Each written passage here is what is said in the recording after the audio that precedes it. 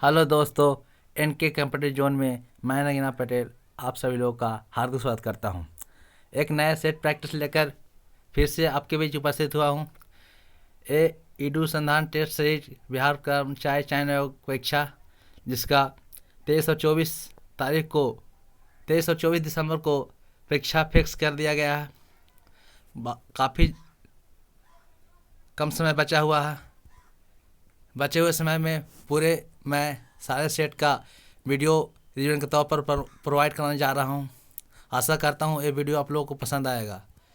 चलिए free set number 1 का या पहला क्वेश्चन शुरुआत करते हैं।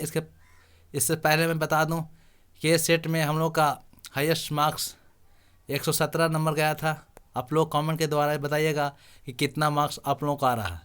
चलिए बिना विलम्ब किए हुए सेट की शुरुआत करते हैं। तो फ्री सेट नंबर 1 का पहला क्वेश्चन, पेरिस की संधि से किस युद्ध का अंत हुआ? तो पेरिस की संधि से किस युद्ध का अंत हुआ? तो ये हुआ था तृतीय कर्नाटक युद्ध का अंत हुआ। पेरिस की संधि से तृतीय कर्नाटक युद्ध का अंत हुआ।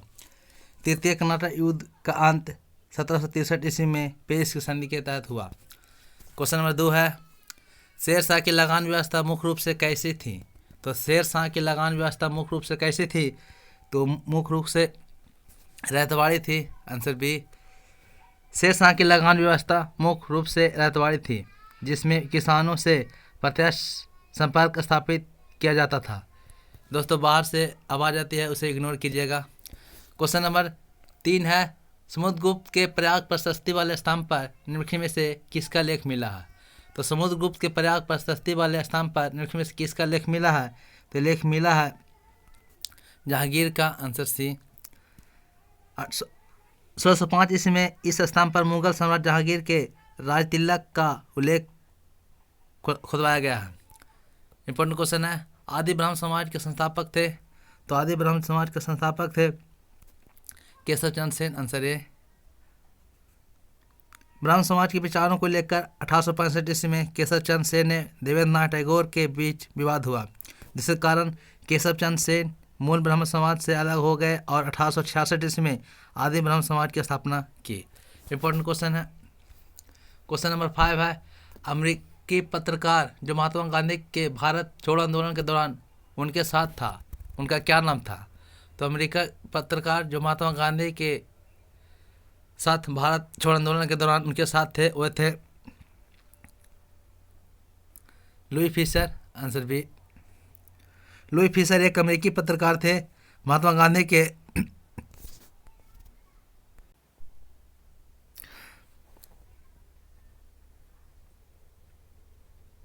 जीवनकार भी थे। भारत छोड़ो आंदोलन के दौरान एक गांधी जी के साथ रहे, Louis Fischer. Answer B. Question number 6 है, औरंगजेब की मृत्यु के समय मराठा नेतृत्व किसके हाथों में था? तो औरंगजेब की मृत्यु के समय मराठा नेतृत्व किसके हाथों में था? तो किसके हाथों में था? ताराबाई के हाथों में था। Answer D. 1700 ईस्वी में राजा राम की मृत्यु के बाद उसकी विधवा पत्नी ताराबाई ने अपने 4 वर्षीय पुत्र शिवाजी द्वितीय के नाम से गद्दी पर बैठा और मुगलों से स्वतंत्रता संघर्ष जारी रखा। इंपॉर्टेंट क्वेश्चन है। क्वेश्चन नंबर 7,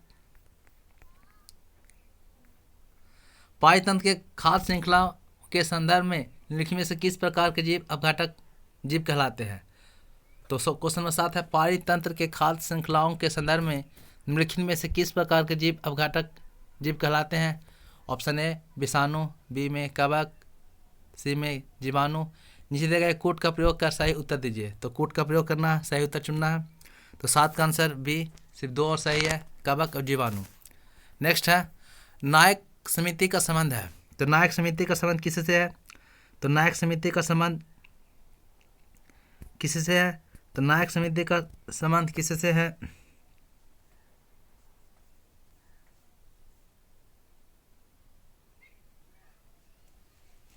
नायक समिति का संबंध किससे है? लघु कुटीर उद्योग से। Answer B. नेक्स्ट है, निम्नलिखित में से कौन सा क्षेत्र भारत के सकल घरेलू उत्पाद को सर्वाधिक योगदान देता है? तो निम्नलिखित में से कौन सा क्षेत्र भारत के सकल घरेलू उत्पाद को सर्वाधिक योगदान देता है? तो योगदान देता है तृतीय क्षेत्र, इसे सेवा क्षेत्र भी कहा जाता है। नेक्स्ट है जीएसटी के तहत वस्तुओं एवं सेवाओं के किस आधार पर लगाया जाता है। तो क्वेश्चन नंबर 10 है जीएसटी के तहत वस्तुओं एवं सेवाओं के किस आधार पर लगाया जाता है। तो किस आधार पर लगाया जाता है, तो मूल्यवर्ध पर, आंसर बी। नेक्स्ट है जंतु जगत का सबसे बड़ा संघ कौन सा है। तो जंतु जगत का सबसे बड़ा संघ आर्थ्रोपोडा है, आंसर बी। क्वेश्चन नंबर 12 है कंप्यूटर मॉनिटर किस प्रकार के डिवाइस है। तो कंप्यूटर मॉनिटर किस प्रकार के डिवाइस है, तो किस प्रकार डिवाइस है, आउटपुट डिवाइस है कंप्यूटर मॉनिटर। नेक्स्ट है निम्नलिखित में से कौन कृषि से संबंधित नहीं है। तो निम्नलिखित में से कौन कृषि से संबंधित नहीं है, ऑप्शन देख सकते हैं कृष्ण क्रांति, हरित क्रांति, श्वेत क्रांति, पीली क्रांति। तो कृषि से संबंधित नहीं है, तो हरित क्रांति कृषि से संबंधित है, पीली क्रांति कृषि से संबंधित है, श्वेत क्रांति कृषि से संबंधित है, कृष्ण क्रांति ये बायोडिग्रेडेबल से संबंधित है। नेक्स्ट है केंद्रीय वनस्पति अनुसंधान संस्थान कहाँ स्थित है। तो केंद्रीय वनस्पति अनुसंधान संस्थान कहाँ स्थित है, तो स्थित है लखनऊ, आंसर ए।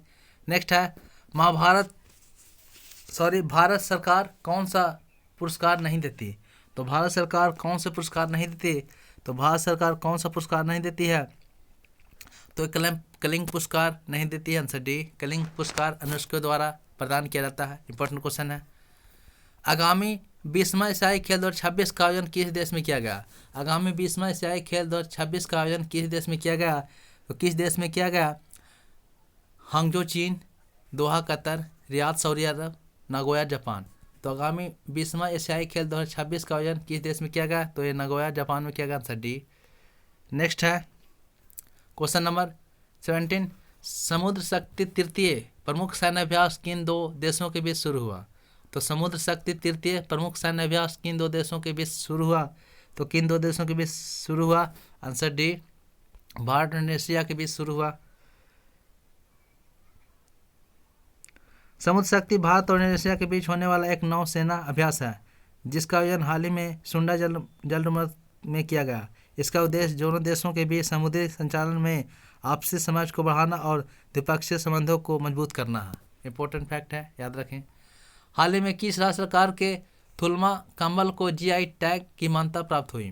तो हाल ही में किस राज्य के थुल्मा कंबल को जीआई टैग प्रदान किए गए, तो ये थुल्मा कंबल है, आंसर डी। मणिपुर का थुल्मा कंबल को जीआई टैग ये मणिपुर का है। क्वेश्चन नंबर 19 है अभी हाल ही में NHAI नहाई national highway authority of India का अध्यक्ष किसे नियुक्त किया गया। तो नहाई का अध्यक्ष चुना गया अलका मित्तल को, अलका उपाध्याय को, निधि छिब्बर, स्मृति बनर्जी, तो ये अलका उपाध्याय को, आंसर बी। 20 है भिंडवास वन्य अभयारण्य किस राज्य में स्थित है। तो भिंडवास वन्य अभयारण्य किस राज्य में स्थित है, तो किस राज्य में स्थित है भिंडवास, हरियाणा, राजस्थान, गुजरात, मध्य प्रदेश, तो ये राजस्थान में स्थित है, आंसर ए। नेक्स्ट है ऑपरेशन परिवर्तन की शुरुआत अभी हाल ही में किसके द्वारा किया गया। तो ऑपरेशन परिवर्तन की शुरुआत अभी हाल ही में किसके द्वारा किया गया, तो किसके द्वारा किया गया, ऑप्शन केंद्र सरकार द्वारा, विदेश मंत्रालय द्वारा, ऑप्शन सी में क्या है, आंध्र प्रदेश पुलिस द्वारा, रेलवे सुरक्षा बल द्वारा। तो ऑपरेशन परिवर्तन की शुरुआत किसके द्वारा किया गया, तो किया गया आंध्र प्रदेश पुलिस द्वारा, आंसर सी।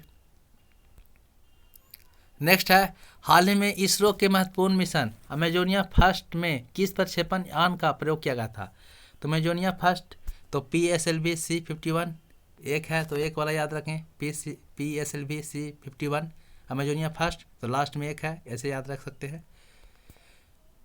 23 है आईफा अवार्ड 2022 में किस फिल्म को राष्ट्रीय फिल्म पुरस्कार दिया गया। तो आईफा अवार्ड 2022 में किस फिल्म को राष्ट्रीय फिल्म पुरस्कार दिया गया, तो आईफा अवार्ड में किस फिल्म को शेरशाह, असुरन, पुष्पा द राज, जय भीम।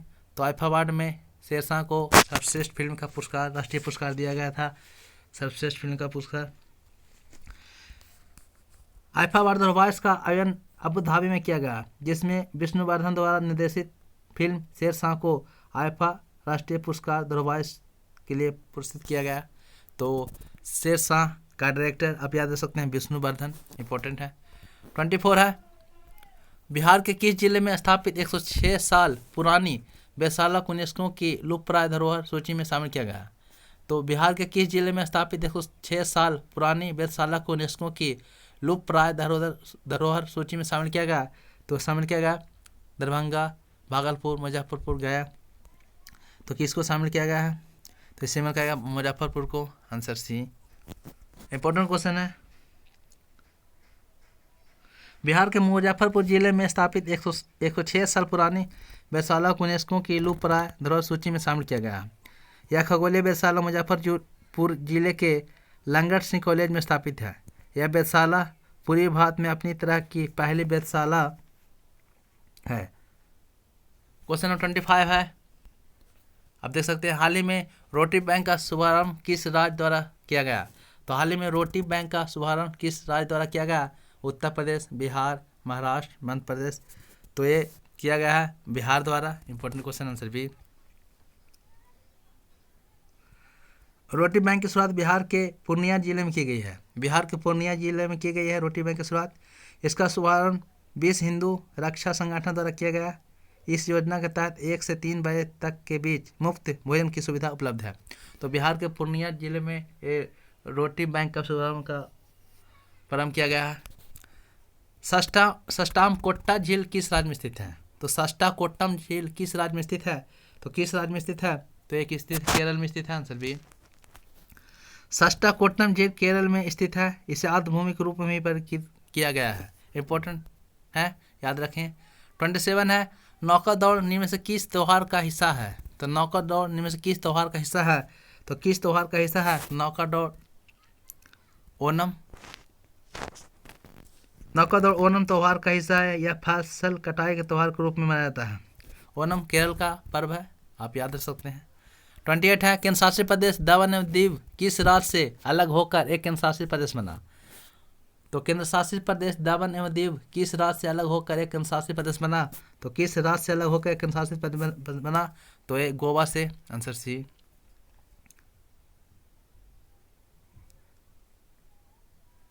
दमन एवं दीव गोवा से अलग होकर एक केंद्र शासित प्रदेश बना। पूर्व में यह पुर्तगाल का हिस्सा था। वर्तमान में दादरा और नगर हवेली के साथ संयुक्त रूप से एक केंद्र शासित प्रदेश बन गया। 26 जनवरी 2020 से केंद्र शासित प्रदेश दमन दीव से। इंपॉर्टेंट क्वेश्चन आप याद रख सकते हैं। निम्न में से किस नदी को जैविक मरुस्थल कहा जाता है? तो निम्न में से किस नदी को जैविक मरुस्थल कहा जाता है? तो दामोदर नदी को जैविक मरुस्थल कहा जाता है। इंपॉर्टेंट क्वेश्चन है। दामोदर नदी के जैविक मरुस्थल कहा जाता है। यह नदी झारखंड तथा पश्चिम बंगाल में बहती है। इंपॉर्टेंट है। 30 क्वेश्चन आप देख सकते हैं। साबरमती पर्वत किस राज्य में स्थित है? सारामती पर्वत किस राज्य में स्थित है? तो सारामती पर्वत किस राज्य में स्थित है? तो ये आंसर डी, नागालैंड में स्थित है। सारामती पर्वत भारत के नागालैंड राज्य का सबसे ऊंचा पर्वत है। यह नागालैंड के टेमनसार शहर के समीप स्थित है। 31 है, निम्न से किस द्वीप का नया नाम स्वराज द्वीप है? तो निम्न से किस द्वीप का नया नाम स्वराज द्वीप है? तो किस द्वीप का नया नाम स्वराज द्वीप है? तो ये हैवलॉक द्वीप का नया नाम स्वराज द्वीप रखा गया है। इंपॉर्टेंट क्वेश्चन है। स्वराज द्वीप, जिसका पूर्व नाम हैवलॉक द्वीप था, भारत के अंडमान और निकोबार द्वीप समूह के रीची द्वीप समूह का सबसे बड़ा द्वीप है। इंपॉर्टेंट क्वेश्चन है। 32 है, रुद्रसागर तेल क्षेत्र किस राज्य में स्थित है? तो रुद्रसागर तेल क्षेत्र किस राज्य में स्थित है? तो रुद्रसागर तेल क्षेत्र किस राज्य में स्थित है? ये असम में स्थित है। इंपॉर्टेंट है। रुद्रसागर तथा लकवा तेल क्षेत्र असम राज्य के शिवसागर जिले में ब्रह्मपुत्र नदी पर के घाटी में स्थित है। इंपॉर्टेंट क्वेश्चन है। 33 है, भूकंपीय तरंगों में कौन सा तरंग धरातल तक ही सीमित रहती है? तो भूकंपीय तरंगों में कौन सी तरंग धरातल तक ही सीमित रहती है? तो कौन सी तरंग सीमित होती है? तो एल तरंग। एल तरंग को लव तरंग भी कहते हैं, क्योंकि इसकी खोज HD लव ने किया था। इंपॉर्टेंट क्वेश्चन है। तरंग 3 प्रकार के होते हैं, पी तरंग, एस तरंग और एल तरंग। प्राथमिक तरंग, सेकेंडरी तरंग और एल तरंग। इंपॉर्टेंट क्वेश्चन है, आप याद रख सकते हैं। 34 है, क्रस्ट एवं मेटल को अलग करने वाली सीमा रेखा कहलाता है। तो क्रस्ट एवं मेटल को अलग करने वाली सीमा कहलाता है। ऑप्शन कोनराड असंभवता, मोहो असंभवता, गुटेनबर्ग असंभवता, लेहमन असंभवता। तो ये कहते हैं क्रस्ट और मेटल को अलग करने वाले सीमा क्षेत्र कहलाता है। ये कहलाता है बी, मोहो असंभवता। इंपॉर्टेंट क्वेश्चन है, आप याद रख सकते हैं, वेरी इंपॉर्टेंट क्वेश्चन है। 35 मरोनी किस राज्य का लोक नृत्य है? तो मरोनी किस राज्य का लोक नृत्य है? तो मरोनी किस राज्य का लोक नृत्य है? तो ये मिजोरम, उत्तराखंड, सिक्किम, छत्तीसगढ़। तो ये सिक्किम का स्थित मरोनी सिक्किम राज्य का लोक नृत्य है। 36 है प्रसाद योजना किसके विकास से संबंधित है? तो प्रसाद योजना किसके विकास से संबंधित है? तो 36 का दिव्यांग कल्याण से, ग्रामीण कृषि से, धार्मिक पर्यटन से, शिक्षा से। तो प्रसाद योजना किसके विकास से संबंधित है? तो ये संबंधित है धार्मिक पर्यटन से, आंसर सी। प्रसाद योजना 2014 से 15 ईस्वी में भारत सरकार के पर्यटन मंत्रालय द्वारा शुरू की गई योजना है, जिसका लक्ष्य तीर्थ यात्रा तथा आध्यात्मिक विरासत का विकास करना है। इंपॉर्टेंट क्वेश्चन है। 37 है राष्ट्रीय हरित प्राधिकरण अधिनियम कब पारित हुआ था? तो राष्ट्रीय हरित प्राधिकरण अधिनियम कब पारित हुआ था? तो 5 अगस्त 2008 को, 18 अक्टूबर 2010 को, 10 अप्रैल 2005 को, 1 जनवरी 2000 को। तो राष्ट्रीय हरित प्राधिकरण अधिनियम कब पारित हुआ था? तो ये पारित हुआ था, आंसर बी, 18 अक्टूबर 2010। इंपॉर्टेंट क्वेश्चन है। क्वेश्चन नंबर 38 है रत्नावली की रचना किसने की थी? तो रत्नावली की रचना किसने की थी? तो रत्नावली की रचना किए थे हर्षवर्धन, बाणभट्ट, तुलसीदास, भवभूति। तो ये किए थे हर्षवर्धन। इंपॉर्टेंट क्वेश्चन है। रत्नावली हर्षवर्धन की रचना है। नागालैंड तथा प्रियदर्श का भी इन्हीं की रचना है। तो हर्षवर्धन की रत्नावली नागालैंड और प्रियदर्श का भी हर्षवर्धन की रचना है। इंपॉर्टेंट क्वेश्चन है, याद रखें। 39 है पीपुल्स डेली समाचार पत्र का प्रकाशन कहाँ से होता है? तो पीपुल डेली समाचार पत्र का प्रकाशन स्थल कहाँ है? तो पीपुल्स डेली का यह है, आंसर सी, बीजिंग में। पीपुल्स डेली समाचार पत्र का प्रकाशन बीजिंग से होता है। 40 क्वेश्चन है विश्व पर्यटन संगठन WTO का मुख्यालय कहाँ स्थित है? तो विश्व पर्यटन संगठन WTO का मुख्यालय कहाँ स्थित है? तो विश्व पर्यटन संगठन WTO का मुख्यालय कहाँ स्थित है? तो स्थित है मैड्रिड, स्पेन के मैड्रिड में। व्यवहारिक वेदांत के प्रतिपादक कौन है? व्यवहारिक वेदांत के प्रतिपादक कौन है? तो 41 का आंसर डी, स्वामी विवेकानंद। 42 है देश के किसी भी नाले में चल रहे बांध को अन्यंत्र भेजने का अधिकार किसके पास है? तो देश के किसी भी नाले में चल रहे बांध को अन्यंत्र भेजने का अधिकार किसके पास है? तो ये किसके पास है?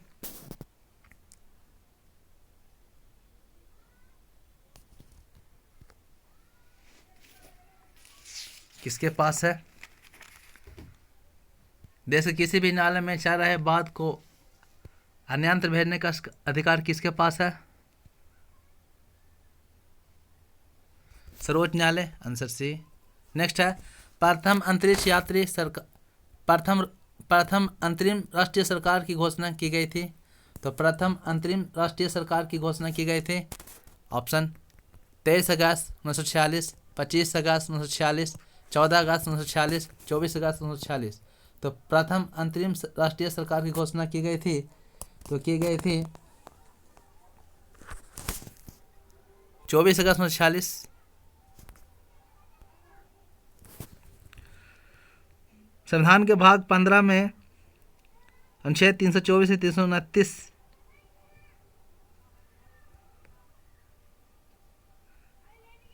निर्वाचन उपबंध किया गया है। भाग 15 में निर्वाचन है। 24 अगस्त 1946 को पंडित नेहरू के नेतृत्व में भारत की पहले अंतरिम राष्ट्रीय सरकार का गठन किया गया था। संविधान का कौन सा भाग देश में निर्वाचन के प्रावधान से संबंधित है? तो ये देश से 15, आंसर डी। अनुच्छेद 324 से 329 के बीच निर्वाचन की चर्चा की गया है। 45 है भारत के संविधान में निम्नलिखित अनुच्छेदों में से कौन सा एक भारत के प्रधानमंत्री से अपेक्षा करता है कि मंत्रिपरिषद के निर्णयों से संबंधित सूचना भारत के राष्ट्रपति को प्रस्तुत करे? तो अनुच्छेद 78, अनुच्छेद 87, अनुच्छेद 74 अनुच्छेद 81। तो इसका आंसर हो जाएगा भारत के संविधान में निम्नलिखित अनुच्छेदों में से कौन सा एक भारत के प्रधानमंत्री से अपेक्षा करता है कि मंत्रिपरिषद के निर्णयों से संबंधित सूचना भारत के राष्ट्रपति को प्रस्तुत करे? तो ये करता है अनुच्छेद 74। इंपॉर्टेंट क्वेश्चन है। अनुच्छेद 74 के अनुसार राष्ट्रपति को सहायता और सलाह देने के लिए एक मंत्रिपरिषद होगी जिसका प्रमुख प्रधानमंत्री होगा। वास्तविक रूप से कार्यपालिका की समस्त शक्ति मंत्रिपरिषद में निहित होती है, अतः राष्ट्रपति के नाम पर शासन की समस्त शक्तियों का उपयोग मंत्रिपरिषद द्वारा किया जाता है। इंपॉर्टेंट फैक्ट याद रखें। 46 है, महात्मा गांधी ने भारतीय राष्ट्रीय कांग्रेस के निम्नलिखित में सत्रों में से किसकी अध्यक्षता किए थे? तो ये किए थे 1924 बेलगांव अधिवेशन की अध्यक्षता किए थे।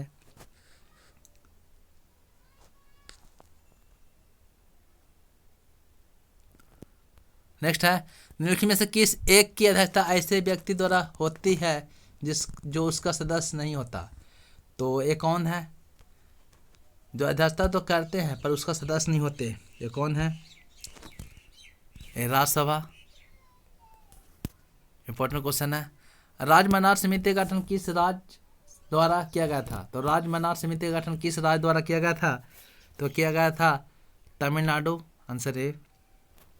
राज्य मन्नार समिति का गठन तमिलनाडु सरकार द्वारा 22 सितंबर 1969 ईस्वी को डॉक्टर पी.बी. राजमन्नार की अध्यक्षता में की गई। इस समिति के अन्य सदस्य डॉक्टर लक्ष्मण स्वामी मुदलियार और पी.सी. चंद्र रेड्डी थे। इंपॉर्टेंट क्वेश्चन है, याद रखें। 49 निम्नलिखित में से किसके द्वारा महाधिवक्ता की नियुक्ति की जाती है? तो निम्नलिखित में से किसके द्वारा महाधिवक्ता की नियुक्ति की जाती है? तो किसके द्वारा महाधिवक्ता की नियुक्ति की जाती है? तो राज्यपाल द्वारा। राज्य में महाधिवक्ता होता है जिसका नियुक्ति राज्यपाल करते हैं। अनुच्छेद 165 के तहत केंद्र में महान्यायवादी की नियुक्ति राष्ट्रपति द्वारा किया जाता है। इंपॉर्टेंट क्वेश्चन है। क्वेश्चन नंबर 50, संघ लोक सेवा आयोग निम्न में से किसके मंत्रालय के अंतर्गत है? तो संघ लोक सेवा आयोग निम्न में किसके मंत्रालय के अंतर्गत है? गृह मंत्रालय के, विकास मंत्रालय के, कार्मिक मंत्रालय के, इनमें से कोई नहीं।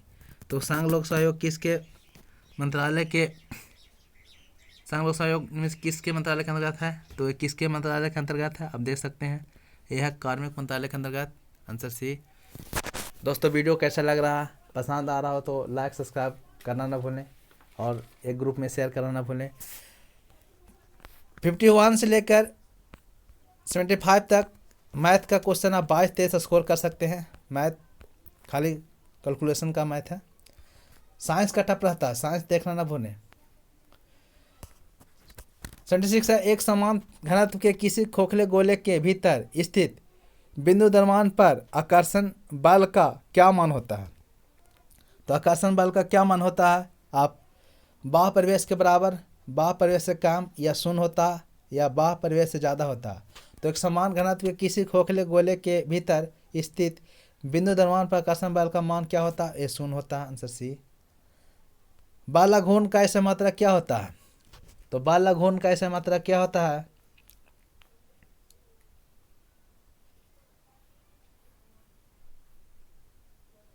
तो बाल घूर्ण का ऐसा मात्रा क्या होता है? न्यूटन प्रति metre, newton metre square, newton metre, newton प्रति मीटर स्क्वायर। तो बाल अघूर्ण का होता है बाल गुण अघूर्ण भुजा, तो बोल सकते हैं न्यूटन मीटर। 77 के आंसर सी।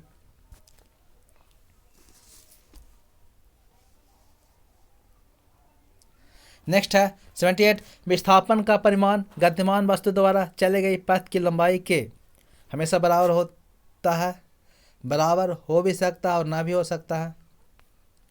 हमेशा अधिक होता है, हमेशा कम होता है। तो विस्थापन का परिमाण गतिमान वस्तु द्वारा चले गई पथ की लंबाई के हमेशा बराबर होता है। बराबर हो भी सकता है और ना भी हो सकता है। हमेशा अधिक होता है, हमेशा कम होता है। तो ये होता है बराबर भी हो सकता है और ना भी हो सकता है। इंपॉर्टेंट क्वेश्चन आप याद रख सकते हैं। निम्न से कौन सत्य नहीं है? तो कौन सत्य नहीं है? एक अग्र बराबर 10⁻⁷ जूल, 1 किलोवाट घंटा बराबर 3/6 × 10⁻6 जूल, 1 कैलोरी बराबर 4.186 जूल, 1 इलेक्ट्रॉन वोल्ट बराबर 1.6 गुने 10⁻22 जूल। तो कौन सत्य नहीं है? तो कौन सत्य नहीं है? डी सत्य नहीं है। नेक्स्ट सभी सही है। 1 अर्घ बराबर 10⁻7 जूल होता है। काठ का सीजियस मात्रक अर्घ होता है।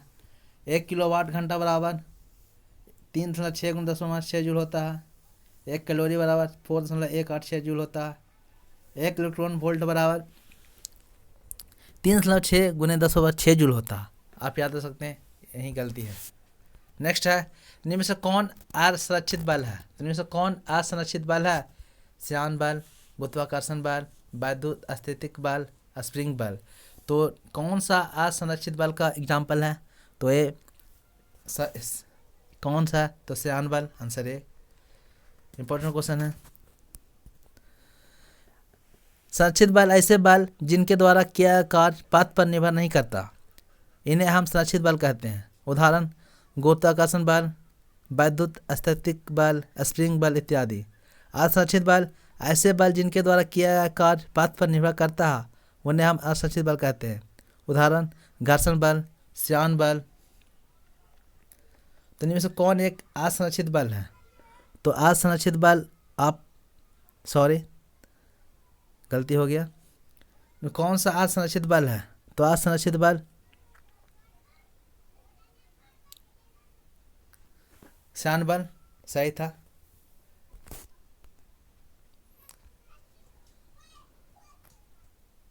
असंरक्षित बल श्यान बल को कहा जाता है। गुरुत्वाकर्षण बल संरक्षित बल है। स्प्रिंग बल संरक्षित बल है। वैद्युत स्थैतिक बल संरक्षित बल है। असंरक्षित बल का एग्जाम्पल श्यान बल है। 81 है, सरल गतिकी में बर्नौली का सिद्धांत पर कौन सी प्रौद्योगिक काम करता है? तो सरल गतिकी में बर्नौली का सिद्धांत पर कौन सी प्रौद्योगिकी काम करता है? तो ऑप्शन देख सकते हैं, लेसर, रॉकेट नोदन, सोनार, वायुयान। तो ये कौन काम करता है? ये वायुयान करता है। Answer D. समान पदार्थों की किस स्थिति में संभव है? तो समान पदार्थों की किस स्थिति में संभव है? तो किस स्थिति में संभव है? तो ये तरल स्थिति में संभव है। इंपॉर्टेंट क्वेश्चन है। 83 है, निम्न से कौन ग्रीन हाउस गैस नहीं है? तो निम्न से कौन ग्रीन हाउस गैस नहीं है? CFC, SO2, ozone, N2O। तो कौन ग्रीन हाउस गैस नहीं है? SO2 को ग्रीन हाउस गैस नहीं कहा जाता। SO2 के कारण ताजमहल आज पीला हो रहा है। ताजमहल को पूरा नुकसान पहुंचाया जा रहा है SO2 द्वारा। आप याद रख सकते हैं, इसका कलर ताजमहल को चेंज हो रहा है SO2 के कारण। इंपॉर्टेंट क्वेश्चन है, किसी तत्व के परमाणु के m कोश में कुल इलेक्ट्रॉनों की संख्या कितनी होती है? तो किसी तत्व के परमाणु में m कोश की संख्या कितनी होती है? तो m कोश की संख्या कितनी होती है? तो m कोश की संख्या होती है 18।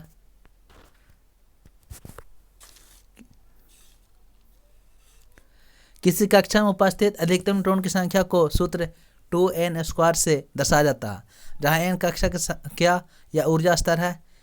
इसलिए इलेक्ट्रॉनों की अधिकतम संख्या पहले कक्ष या k कक्षा में होती है, जिसमें 2 होती है, l में 8 होती है, m में 18 होती है और n चौथी कक्षा में 32 होती है। आप n का वैल्यू 2 रखकर पुट कर सकते हैं 2n² द्वारा।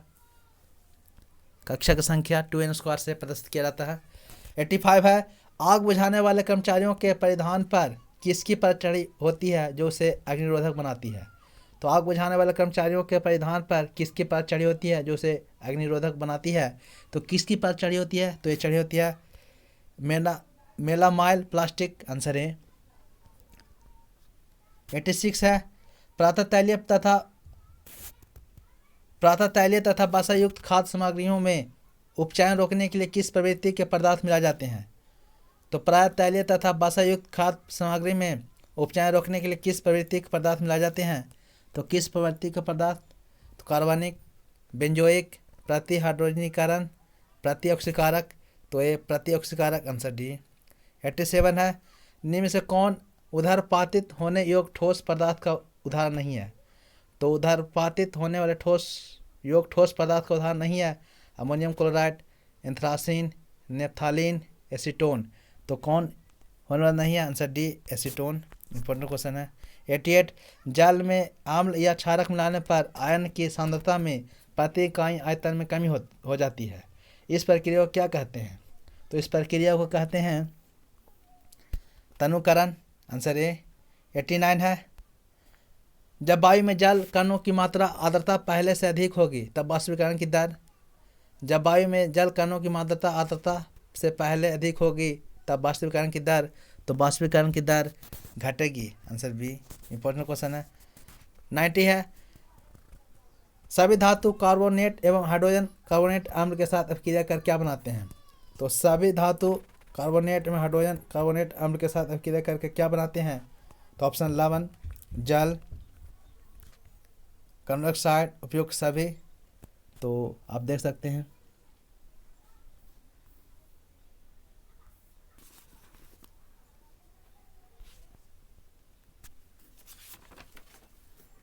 उपयुक्त सभी बनाते हैं। Answer D.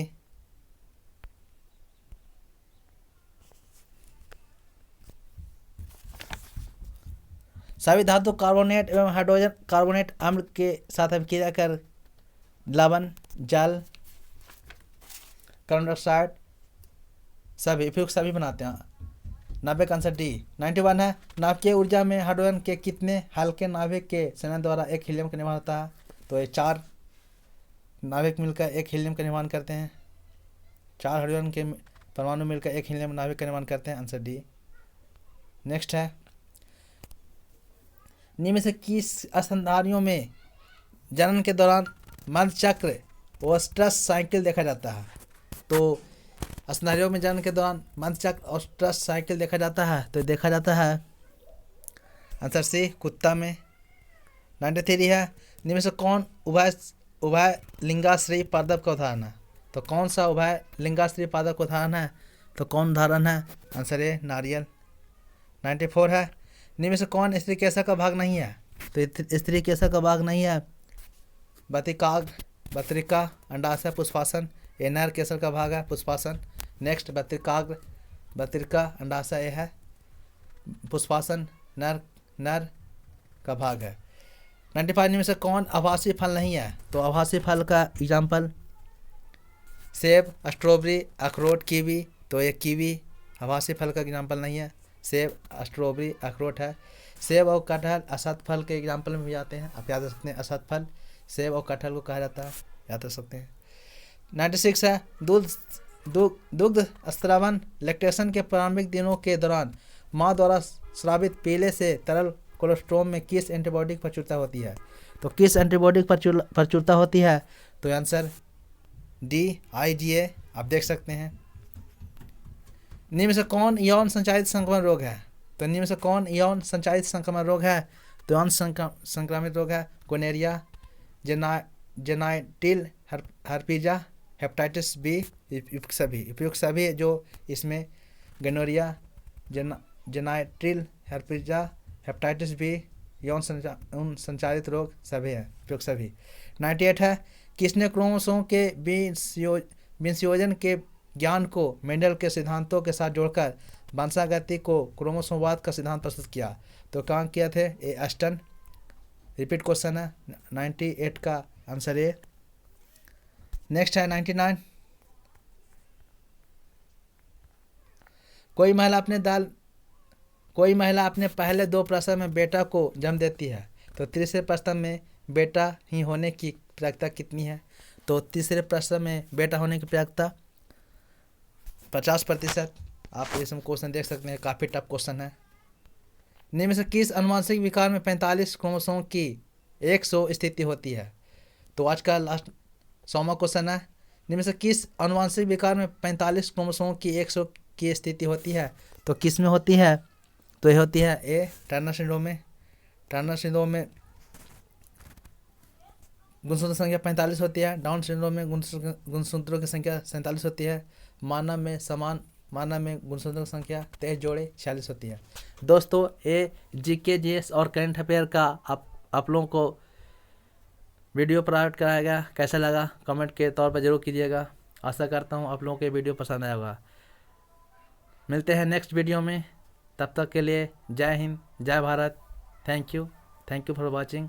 सब्सक्राइब करना और लाइक करना ना भूलें। जय हिंद।